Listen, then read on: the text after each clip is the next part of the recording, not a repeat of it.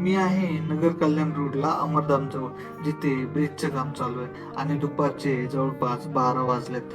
आणि हे बघा, हा दादा दिवसभर धान्य घेऊन बसलाय विक्रीसाठी.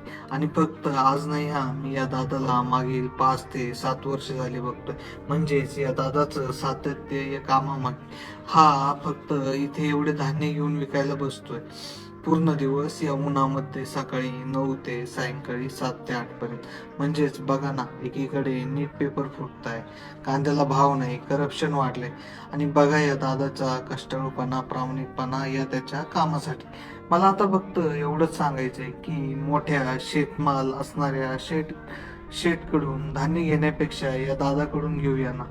का तर तो जे प्रामाणिक कष्ट करतोय एवढ्या उन्हात. म्हणून तरी मी आपल्या अहिल्यानगरमधील व कल्याण रोडवरील सर्वांना विनंती करेल की का नाही आपण या दादाकडून थोडेफार का होईना धान्य खरेदी करूयात आणि या दादाच्या मेहनतीला, प्रामाणिकतेला व त्याच्या एवढ्या वर्षाच्या कामाला, जिद्दीला थोडेसे का होईना धान्य खरेदी करून आनंद घेऊया.